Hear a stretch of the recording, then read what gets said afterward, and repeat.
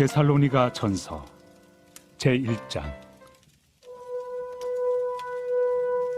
바울과 실와노와 디모데는 하나님 아버지와 주 예수 그리스도 안에 있는 데살로니가인의 교회에 편지하노니 은혜와 평강이 너희에게 있을지어다. 우리가 너희 모두로 말미암아 항상 하나님께 감사하며 기도할 때 너희를 기억함은 너희의 믿음의 역사와 사랑의 수고와 우리 주 예수 그리스도에 대한 소망의 인내를 우리 하나님 아버지 앞에서 끊임없이 기억함이니 하나님의 사랑하심을 받은 형제들아, 너희를 택하심을 아노라. 이는 우리 복음이 너희에게 말로만 이른 것이 아니라 또한 능력과 성령과 큰 확신으로 된 것입니다. 우리가 너희 가운데서 너희를 위하여 어떤 사람이 된 것은 너희가 아는 바와 같으니라. 또 너희는 많은 환난 가운데서 성령의 기쁨으로 말씀을 받아 우리와 주를 본받은 자가 되었으니, 그러므로 너희가 마게도냐와 아가야에 있는 모든 믿는 자의 본이 되었느니라. 주의 말씀이 너희에게로부터 마게도냐와 아가야에만 들릴 뿐 아니라 하나님을 향하는 너희 믿음의 소문이 각처에 퍼졌으므로 우리는 아무 말도 할 것이 없노라.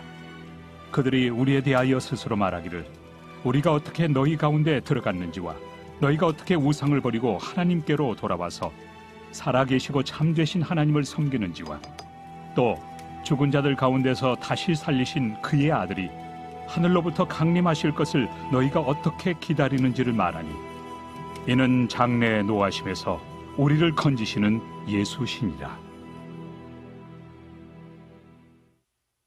제2장. 형제들아, 우리가 너희 가운데 들어간 것이 헛되지 않은 줄을 너희가 친히 아나니, 너희가 아는 바와 같이 우리가 먼저 빌립보에서 고난과 능욕을 당하였으나 우리 하나님을 힘입어 많은 싸움 중에 하나님의 복음을 너희에게 전하였노라. 우리의 권면은 간사함이나 부정에서 난 것이 아니요 속임수로 하는 것도 아니라 오직 하나님께 옳게 여기심을 입어 복음을 위탁받았으니, 우리가 이와 같이 말함은 사람을 기쁘게 하려 함이 아니요 오직 우리 마음을 감찰하시는 하나님을 기쁘시게 하려 함이라. 너희도 알거니와 우리가 아무 때에도 아첨하는 말이나 탐심의 탈을 쓰지 아니한 것을 하나님이 증언하시느니라. 또한 우리는 너희에게서든지 다른 이에게서든지 사람에게서는 영광을 구하지 아니하였노라. 우리는 그리스도의 사도로서 마땅히 권위를 주장할 수 있으나 도리어 너희 가운데서 유순한 자가 되어 요모가 자기 자녀를 기름과 같이 하였으니, 우리가 이같이 너희를 사모하여 하나님의 복음뿐 아니라 우리의 목숨까지도 너희에게 주기를 기뻐함은 너희가 우리의 사랑하는 자 됩니다. 형제들아, 우리의 수고와 애쓴 것을 너희가 기억하리니 너희 아무에게도 폐를 끼치지 아니하려고 밤낮으로 일하면서 너희에게 하나님의 복음을 전하였노라. 우리가 너희 믿는 자들을 향하여 어떻게 거룩하고 옳고 흠없이 행하였는지에 대하여 너희가 증인이요 하나님도 그러하시도다. 너희도 아는 바와 같이 우리가 너희 각 사람에게 아버지가 자기 자녀에게 하듯 권면하고 위로하고 경계하노니, 이는 너희를 부르사 자기 나라와 영광에 이르게 하시는 하나님께 합당히 행하게 하려 함이라. 이러므로 우리가 하나님께 끊임없이 감사함은 너희가 우리에게 들은 바 하나님의 말씀을 받을 때 사람의 말로 받지 아니하고 하나님의 말씀으로 받음이니 진실로 그러하도다. 이 말씀이 또한 너희 믿는 자 가운데에서 역사하느니라. 형제들아, 너희가 그리스도 예수 안에서 유대인은 하나님의 교회들을 본받은 자 되었으니, 그들이 유대인들에게 고난을 받음과 같이 너희도 너희 동족에게서 동일한 고난을 받았느니라.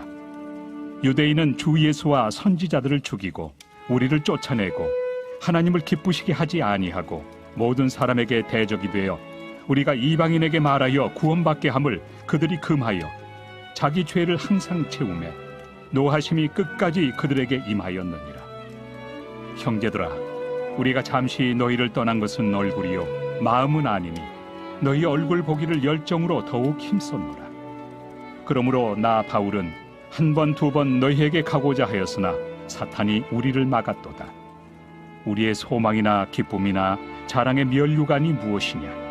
그가 강림하실 때 우리 주 예수 앞에 너희가 아니냐? 너희는 우리의 영광이요 기쁨이니라.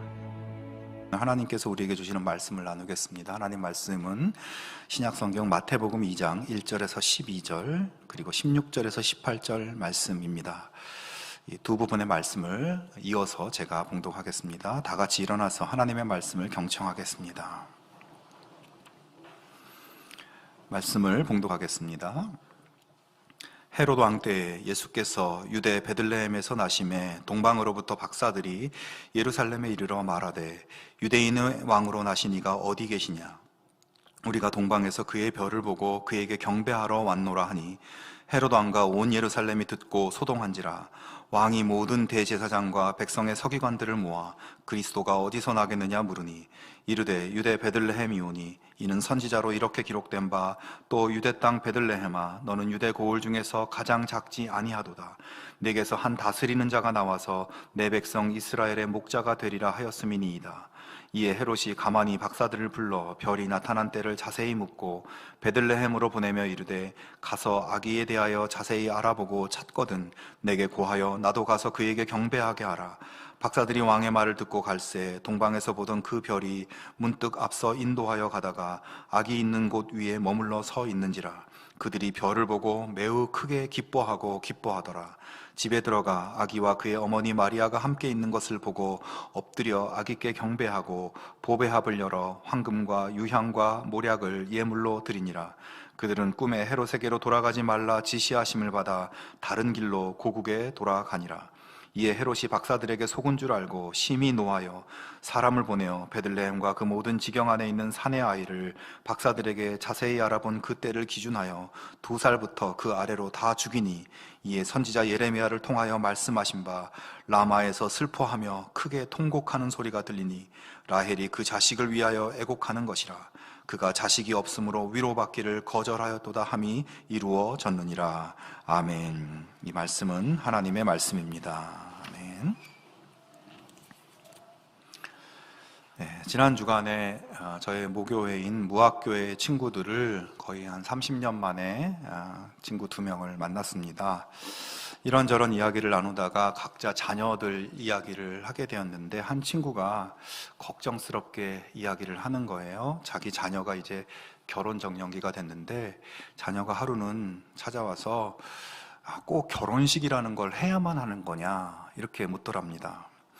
결혼식이 별로 중요한 것 같지도 않고 돈도 많이 들고 준비도 많이 해야 되고 또 결혼식 준비하다가 싸우기도 하고 그러니까 뭐 결혼식을 꼭 해야 되느냐 그거 없이 살아도 되지 않겠느냐 이렇게 묻더랍니다. 친구는 그래도 결혼식을 하는 것이 어떻겠냐, 주변에 친구나 가족들이 오셔서 축복해 주시고 그렇게 기쁘게 결혼식을 하는 게 더 낫지 않겠냐 이렇게 설득을 했다고 합니다. 집에 돌아오면서 그 친구 이야기가 다시 떠올랐고 문득 그런 생각이 들었습니다.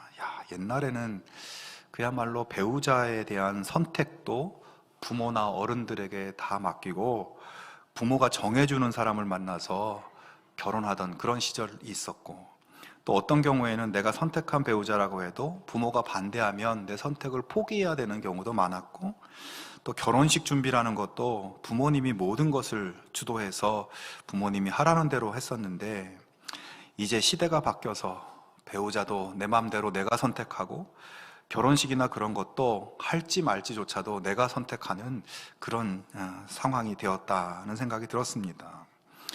자, 그런데 여러분 이것은 어떻습니까? 그렇게 예전과는 달리 내가 좋아하고 내가 원해서 배우자를 선택한 그런 부부 생활이 과연 예전보다 더 행복해졌는가 하는 것입니다. 남의 선택이 아니라 자기가 좋아서 내가 볼 때 이 사람이 최고이고 이 사람이 최선이고 그렇게 생각해서 선택해서 결혼했으면 그랬으면 최고로 행복해야 되는데 과연 그런가? 그런 분도 있지만 꼭 그렇지만은 않은 것 같기도 합니다. 결혼이나 그런 것뿐 아니라 뭐든지 내가 선택해야 되고 내 눈에 좋고 나를 행복하게 해줄 것 같아 보이는 그런 것들에 우리가 너무 잘 속고 있는 것은 아닌가 하는 생각도 해보았습니다. 세상 사는 것이 내 마음대로 되지 않고 내가 정말 원해서 한 선택이 최선이 되지 않을 수도 있다는 생각에, 그러면 우리 신앙인들은 어떻게 지혜롭게 선택하며 살 수 있을까 하는 질문을 계속 고민해 보게 되었습니다.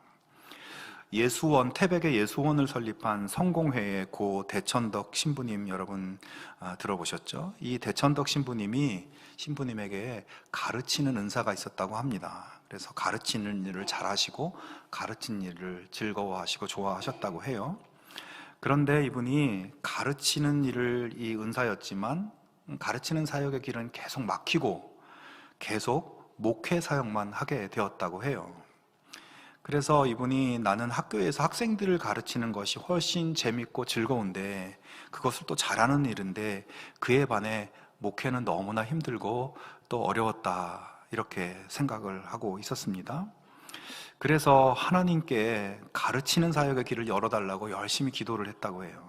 계속 그렇게 기도를 하는데 그렇지만 전혀 상황이 바뀌지 않았다고 합니다. 그래서 이분이 기도하다가 기도를 이렇게 바꾸었다고 합니다. 하나님, 제가 목회하는 것이 주님의 뜻이라면 목회를 즐겁게 할 수 있게 해주세요. 이렇게 기도하니까 하나님께서 야, 진작 그렇게 기도하지 라고 하면서 웃으시는 것을 느꼈다고 합니다. 그 뒤로 정말 목회가 즐겁고 기뻤다고 해요. 그리고 얼마 후 신부님은 영국 성공회에서 한국의 신학교의 학장으로 파송을 받아서 드디어 가르치는 은사를 사용할 수 있게 되었고, 한국의 신학생들을 가르치면서 그동안 자신이 목회를 하면서 경험했던 그 많은 경험들을 신학생들을 가르치는 데 있어서 굉장히 큰 도움이 되었다는 것을 깨달으셨다고 합니다. 저는 이 이야기를 읽으면서 결국 신앙생활이란 나의 선택권을 하나님께 맡기는 것이라는 생각이 들었습니다. 하나님이 내 삶의 주인이심을 믿고 받아들이기로 했으면 내 선택권을 주장하면서 내가 원하는 대로 해주세요가 아니라 주님이 원하시는 대로 하게 해주세요. 주님이 원하시는 것을 내가 기쁘고 즐겁게 할 수 있게 해주세요 라고 기도하며 사는 것이 우리 신앙인들의 모습이 아닌가 생각이 들었습니다. 오늘 우리의 본문 말씀은 예수님의 탄생 이야기 중 잘 알려진 이야기죠. 4개의 복음서 중 마태복음에만 나오는 이야기인데, 아기 예수님이 아직 베들레헴에 있을 때 동방 박사들이 방문해서 예수님께 경배하고 찬양한 그런 이야기입니다. 이 동방 박사라는 사람들은 사실은 천문학과 과학, 또 지리, 역사, 철학 등 다방면의 지식들을 가지고 있는 전문적인 학자들이었어요. 특히 천체의 움직임을 관찰하면서 앞으로 일어날 일들을 예측하는 지혜자들이었습니다. 이들이 거주하며 활동했던 지역은 이스라엘의 동쪽 페르시아 지역이었지만 이 별을 발견하고 수천 킬로미터를 걸어서 예루살렘을 방문한 것입니다. 예루살렘에 온 그들은 당시 유대인의 통치자였던 왕이었던 헤롯 왕을 방문하죠. 그리고 헤롯 왕에게 이렇게 질문합니다. 유대인의 왕으로 나신 이가 어디 계십니까? 라고 묻습니다. 동방의 박사들이 예루살렘까지 찾아와서 유대인의 왕이 어디 계시냐라고 물으니까 어떤 반응이 나타났을까요? 3절에 보면 헤롯 왕과 온 예루살렘이 듣고 소동했다라고 기록하고 있습니다. 여기 소동했다라는 말은 원어적인 의미를 보면 헤롯 왕이 몹시 근심했다, 헤롯 왕이 몹시 당황했다라는 뜻을 가지고 있습니다. 자, 여기서 헤롯 왕이 당황하고 근심하는 이런 반응을 보였다는 것은 어떻게 보면 아주 당연한 반응이죠. 왜냐하면 지금 이 헤롯이 왕이고 헤롯이 왕자의 버젓이 앉아 있는데 그 왕한테 왕이 어디 계시냐라고 묻는 질문이기 때문입니다. 내가 왕인데 동방의 박사들이 찾아와서 왕인 나한테 왕이 어딨냐고 묻는 거예요. 당황스러운 것이죠. 성경에 헤롯 왕의 이야기가 많이 등장하지는 않지만 역사에 따르면 헤롯 왕은 굉장히 잔악하고 포악한 왕이었다고 되어 있습니다. 자신의 절대 권력을 지키기 위해서 조금이라도 의심되는 세력이 있으면 찾아서 죽이는 그런 무서운 왕이었어요. 자기 가족이든 신뢰하던 신하든 누구든 말 한마디나 행동 하나 조금이라도 의심스러우면 가차없이 죽이는 그런 권력자였습니다. 자, 그런 헤롯 왕에게 왕이 어디 계십니까? 라고 물으니까 이 사람이 어떻게 했겠습니까? 굉장히 당황하면서 곧바로 대제사장들과 율법 학자들을 불러 모아서 이 동방 박사들이 말하고 있는 왕이 누구를 말하는 것이며 그리고 어디서 태어날 것인지를 물어봅니다. 그들은 성경의 예언에 따르면 베들레헴에서 메시아가 난다고 했으니 아마 베들레헴일 거라고 이야기를 해주죠. 헤롯 왕은 박사들을 불러서 당신들이 찾고 있는 왕은 아마 베들레헴에서 났을 것이니 그곳에 가서 한번 찾아보라고, 그리고 찾으면 나에게도 꼭 알려달라고, 나도 가서 경배하고 싶다고 이야기합니다. 물론 포악한 헤롯 왕은 그 아기를 찾기만 하면 죽일 생각이었겠죠. 박사들은 헤롯 왕의 말을 듣고 베들레헴으로 가서 결국 예수님을 만나 예수님을 경배하고 찬양합니다. 그러나 그들은 그 밤에 꿈에 하나님의 경고를 받고 헤롯 왕에게 예수님에 대한 것은 일절 말하지 않고 그냥 자기 나라로 돌아가 버립니다. 자신의 왕궁에서 박사들이 오기를 기다리던 헤롯 왕은 박사들이 자신에게 알리지 않고 그냥 귀국해버린 것을 알고 분노하기 시작합니다. 이게 분명히 무슨 일이 벌어지고 있는 것이구나. 나한테 알리지 않고 이렇게 그냥 간 것을 보니 앞으로 나를 밀어내고 미래의 통치자가 될 누군가가 분명히 태어난 것 같고 뭔가 일이 꾸며지고 있는 것 같은데 이 박사들이 알려주지 않고 그냥 가버린 것을 보니 이게 확실한 것 같은데, 결국 헤롯 왕은 누구인지 알 수 없지만 어떻게든 그 싹을 완전히 없애버리기 위해서 베들레헴에 사는 2살 이하의 모든 아기를 죽이라고 명령합니다. 여러분 가만히 생각해 보십시오. 2살도 안 된 피덩이 같은 아기를 죽인다니, 무차별하게 죽인다니 얼마나 끔찍하고 얼마나 잔악한 일입니까? 아기가 빼앗겨서 죽임당하는 그 현장을 보고 있는 부모들은 얼마나 참담하겠습니까? 정말 인간의 잔인성의 끝을 보여주는 모습이죠. 하지만 이제 역사를 보면 참 어이없게도 당시 헤롯 왕이 얼마나 포악했는지 이 정도, 오늘 본문의 이 정도 사건은 흔히 볼 수 있었던 그 시대에 벌어졌던 사건이었다고 해요. 어쨌든 예수님도 이런 대규모 학살 사건의 피해자가 되실 뻔했지만 하나님께서는 요셉에게 헤롯의 계획을 미리 알려주셨고 요셉은 아내 마리아와 아들 아기 예수를 데리고 이집트로 피신을 하게 됩니다. 당시 이집트의 알렉산드리아에는 여러 가지 정치적인, 경제적인 사유로 이 유대 땅에서 이쪽으로 이민 온 유대인 이민자들이 굉장히 많이 살고 있었다고 해요. 요셉도 아마 그곳으로 간 것 같습니다. 사실은 말이 이민자이지 난민들인 것이에요. 요즘 시대에도 전쟁이나 종교적인 핍박 때문에 많은 난민들이 발생하고 그 뉴스가 자주 나오는데 예수님은 태어나자마자 조국에서 쫓겨나 난민 신세가 된 것입니다. 그러다가 헤롯 왕이 죽자 요셉은 가족을 데리고 유대로 돌아와 갈릴리 지역의 나사렛에 정착을 하게 됩니다. 자, 여기까지의 이야기는 우리가 잘 아는 예수님이 이 땅에 오실 때 있었던 여러 사건들 중에 한 사건이죠. 그런데 여러분, 오늘 본문의 이 이야기는 도대체 우리에게 무슨 메시지를 주고자 하는 것일까요? 마태는 예수님의 출생에 관한 여러 이야기 중에서 하필 왜 이 이야기를 복음서에 기록해 둔 것일까요? 자, 우선 본문의 예수님의 탄생 이야기를 보시면요, 전반적으로 너무나 슬프고 우울하고 무섭고 두려운 이야기입니다. 하늘의 영광 가운데 천사들이 막 예수님의 탄생을 축하하고 찬양하고 목자들도 메시아가 났다는 소식을 듣고 기뻐하고, 이런 희망과 기쁨과 찬양의 모습이 아니라 속임수와 두려움과 학살과 공포와 노숙생활과 난민생활, 이 세상의 온갖 어두운 이야기가 여기에 가득 차 있죠. 우리는 그래서 이 이야기 속에 불의하고 사악한 이 헤롯이라는 사람을 비난하기도 합니다. 그는 불의한 통치자로서 권력을 남용하고 무지한 이들을 살육한 사람이에요. 자, 그런데 여러분, 우리가 여기서 한번 짚고 넘어가야 할 것이 있습니다. 그것은 오늘 이 본문의 헤롯 왕의 이 악함의 근본, 그 악의 뿌리가 무엇인가 하는 것이에요. 무엇이 그를 이렇게 사악하게 만들었는가 하는 것입니다. 여러분, 궁극적으로 악이라고 하는 것은 자신이 왕이고 자신이 주인이라는 자기 중심적이고 독선적이고 이기적이고 교만한 마음에서 악이 시작되고 죄가 비롯된다는 것입니다. 로마서 8장 7절에서 바울은 인간의 원초적인 생각과 마음을 이렇게 표현했습니다. 육신에 속한 생각은 하나님께 품는 적대감입니다. 그것은 하나님의 법을 따르지 않으며 또 복종할 수도 없습니다.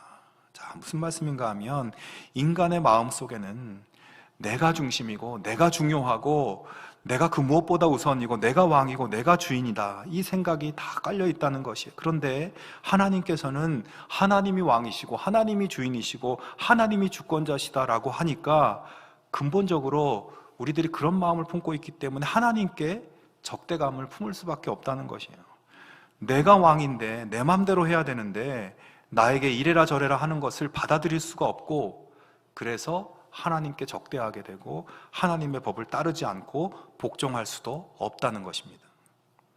여러분, 이것이 죄의 본질이지요. 우리의 본능의 깊은 곳에는 다 이것이 깔려 있다는 것입니다. 그래서 모든 것이 나와 내 필요와 나의 갈망을 중심으로 돌아가야 하고, 나를 인정해 주기를 원하고, 내가 존중받기를 원하고, 내가 섬김받기를 원하는 것, 우리의 본성 속에 그게 다 깔려 있다는 것입니다. 오늘 본문의 헤로드 왕을 보십시오. 그는 자신이 유일한 왕이고 모든 것의 주권자이고 모든 것이 나 중심으로 돌아가야 되고 다 내 말을 들어야 한다는 생각으로 가득 차 있었습니다. 그리고 자신의 주권과 절대성을 침해할 만한 그런 위협이 느껴지는 것들을 그냥 놔둘 수 없고 어떻게 해서든지 그걸 다 없애버려야 됐어요. 내가 왕인데 다른 왕이 등장했다고?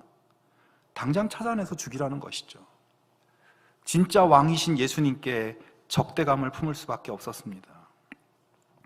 여러분, 성탄절은 우리의 왕이신 예수님이 오시는 날이고, 지금 이 대림절은 우리의 왕이신 예수님을 기다리는 절기입니다. 이 성탄절이 품고 있는 진리는 무엇일까요? 성탄절은 이제 내가 왕이 아니고 예수님이 왕이심이 선언되는 날입니다.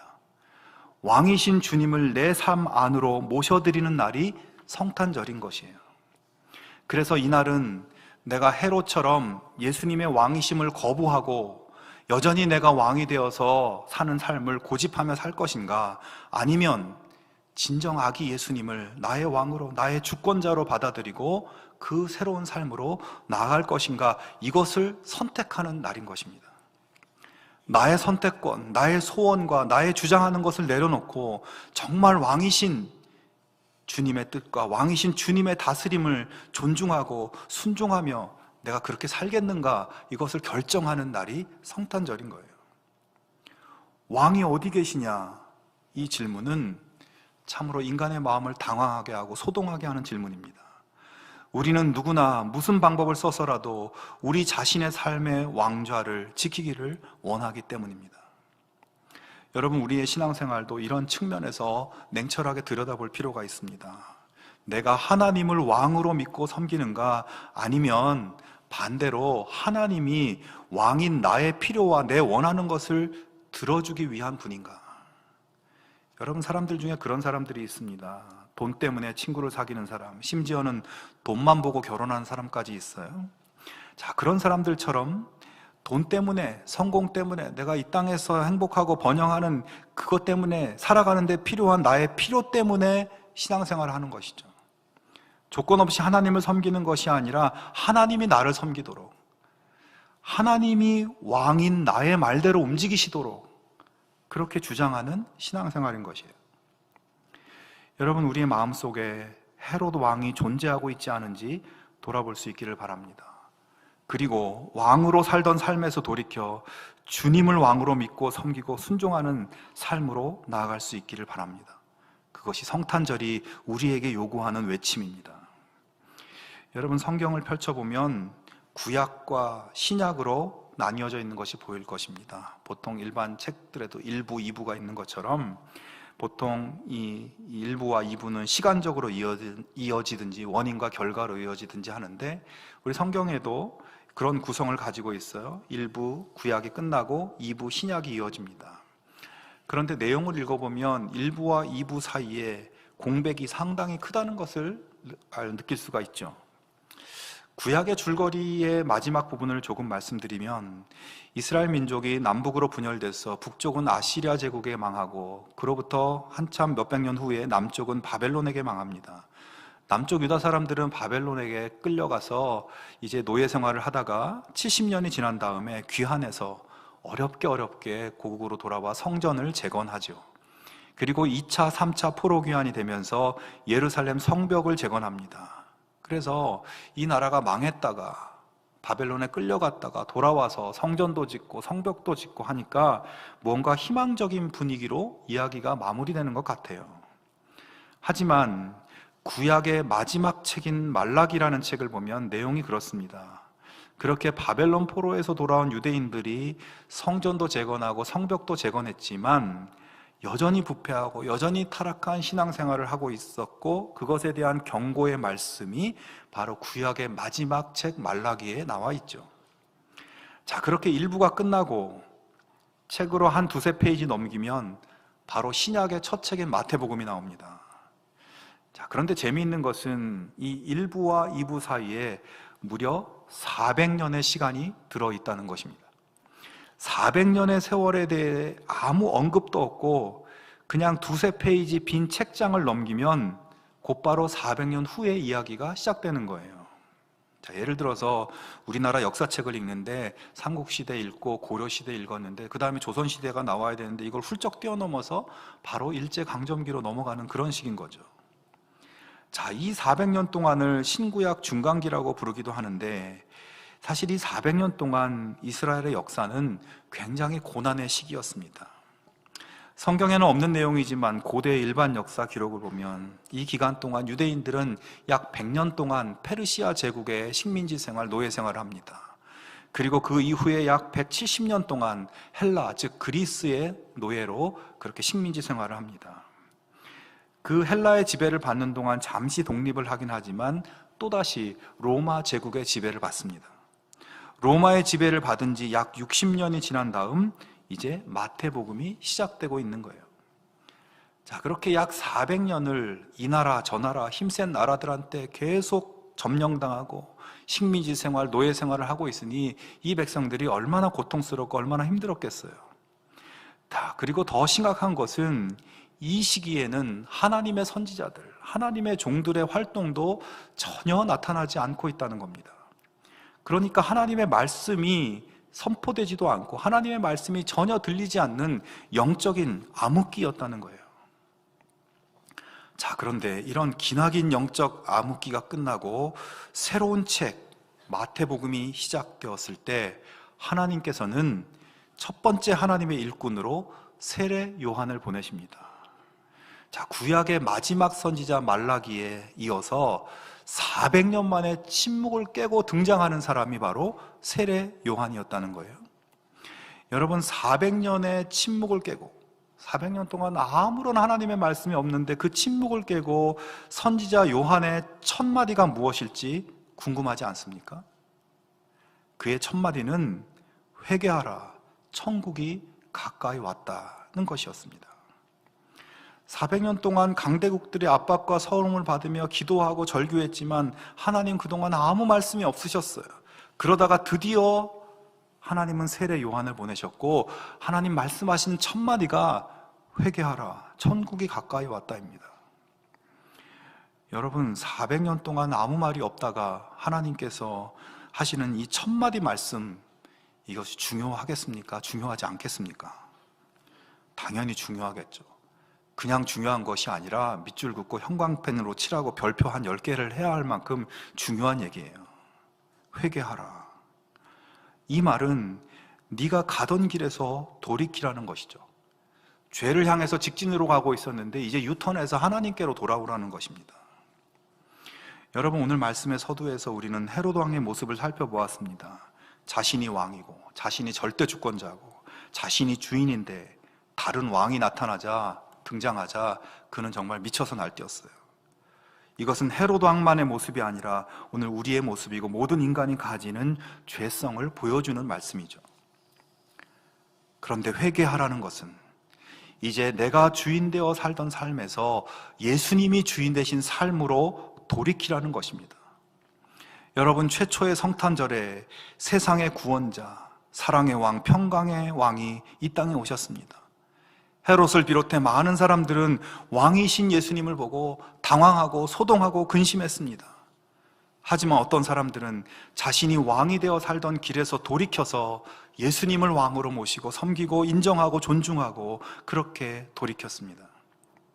성탄을 준비하는 우리가 다시 생각하고 다시 결단해야 할 것은 아기 예수님을 나의 왕으로, 나의 주님으로, 나의 주권자로 받아들이는 삶으로 돌아서는 회개의 삶인 것이에요. 헤롯처럼 살던 길에서 돌이키는 것입니다. 내 고집, 내 방식, 내 필요가 아니라 왕이신 예수님을 찬양하고 왕이신 예수님이 나에게 원하시는 뜻이 무엇인지, 명령이 무엇인지 그 뜻과 명령을 순종하는 삶을 내가 다시 살아보겠다고 결단하고 용기 있게 걸음을 내딛는 것, 그것이 성탄절의 요구인 것입니다. 왕이 오셨습니다. 수백 년의 어둠과 침묵을 뚫고 왕이 오셨습니다. 짙은 암흑을 밝히는 왕이 오셨습니다. 참 사랑과 평강의 왕이신 예수님을 향해 걸어가시겠습니까? 아니면 여전히 나의 왕좌를 지키기 위해서 처절하게 살아내야 하는, 스스로를 책임져야 하는 삶을 고수하며 사시겠습니까? 여러분, 예수님은 나를 살리기 위해서 자기 생명을 버리시는 왕입니다. 여러분, 우리나라 역사책 보면 왕이 백성을 위해 목숨 버리는 왕이 있습니까? 백성들이 왕을 위해서 다 헌신하고 목숨 버려서 충성하고 이런 것 많이 봤어도 왕이 자기 백성을 위해서 생명을 버리는 왕은 흔치 않아요. 저는 없다고 봐요. 예수님은 우리를 살리기 위해 자기 생명을 버리시는 왕이십니다. 나를 위해 자기 목숨까지 버리는 왕이라면 충분히, 아니 넉넉히 우리가 따라야 될 이유가 되지 않겠습니까? 우리의 삶이 더욱 주님을 의지하고 주님을 왕으로 섬기며 따름으로써 왕께서 주시는 놀라운 은총과 평강을 누리는 우리 모두의 삶이 될 수 있기를 주님의 이름으로 축원합니다. 함께 기도하겠습니다. 하나님 아버지, 성탄절을 기다리며 우리 주님 예수님을 바라봅니다. 우리에게 구원의 생명과 하늘의 평강을 내려주시는 왕이신 예수님을 우리들의 나의 왕으로 받아들일 수 있게 하여 주시옵소서. 내가 주인 되고 내가 왕이 되는 삶의 길에서 돌이켜서 예수님이 왕이심을 인정하고 왕이신 예수님의 선택과 뜻을 따르는 삶이 되게 하여 주시옵소서. 우리의 왕좌에 예수님을 모시고 예수님을 찬양하며 경배하는 우리들 삶이 되게 하여 주시옵소서. 예수님의 이름으로 기도하옵나이다. 아멘.